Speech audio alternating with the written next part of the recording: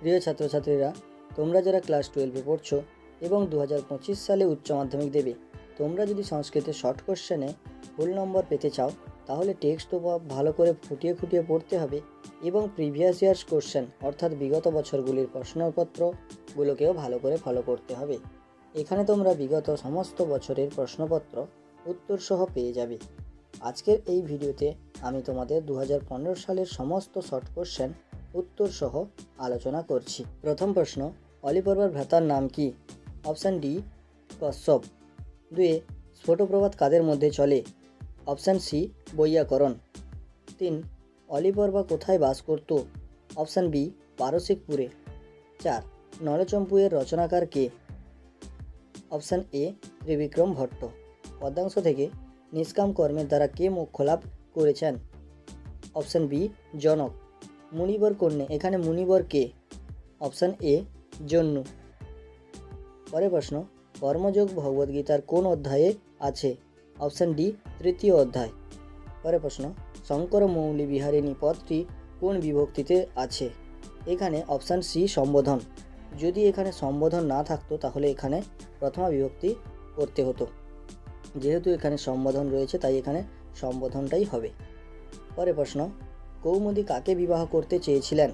কৌমুদী বসন্তকে বিবাহ করতে চেয়েছিলেন। পরে বাসন্তিক স্বপ্নম এর রাজার নাম কি?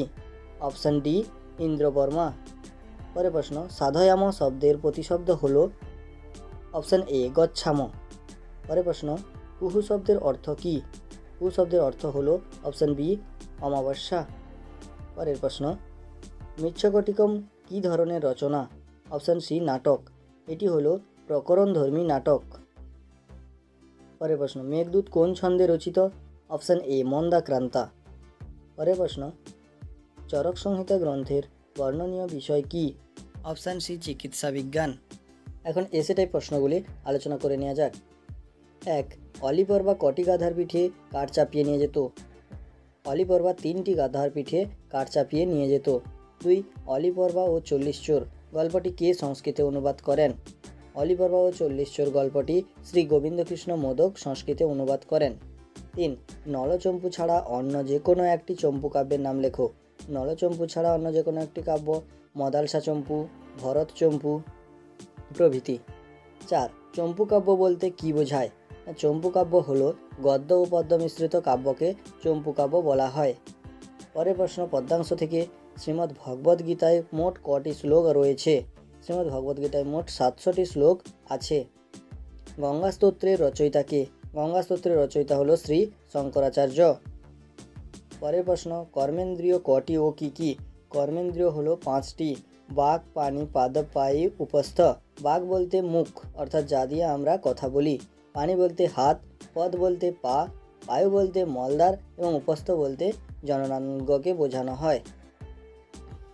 পরে ভগবদ্গীতার উপদেশ কে কার উদ্দেশ্যে করেছেন? ভগবদ্গীতার উপদেশ শ্রীকৃষ্ণ অর্জুনের উদ্দেশ্যে করেছেন। এবারে নাট্যাংশ থেকে পিতার পছন্দের পাত্রকে বিবাহ না করলে কৌমুদী কী শাস্তি পেতে হবে? না হয় মৃত্যুবরণ করতে হবে, না হলে সারা জীবন বিবাহ না করেই তাকে থাকতে হবে। বাসন্তিক স্বপ্নম এর মূল ইংরেজি নাটকটির নাম কি? বাসন্তিক স্বপ্নম এর মূল ইংরেজি নাটকটির নাম হলো এ মিডসামার নাইটস ড্রিম।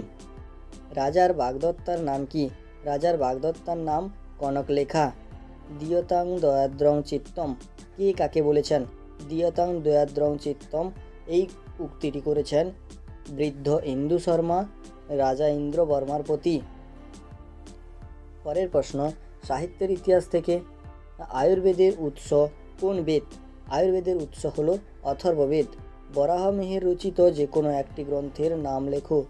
বরাহমিহির রচিত যে কোনো একটি গ্রন্থ বৃহৎ সংহিতা, পঞ্চসিদ্ধান্তিকা প্রভৃতি। স্বপ্নবাসব দত্তম কার লেখা? স্বপ্নবাসব দত্তম মহাকবি ভাসের লেখা। আজকের এই পর্যন্ত। পরের ভিডিওতে আমি 2016 সালের সমস্ত প্রশ্ন ও উত্তর আলোচনা করব। ভিডিওটি ভালো লাগলে অবশ্যই লাইক এবং চ্যানেলটিকে সাবস্ক্রাইব করে নেবে।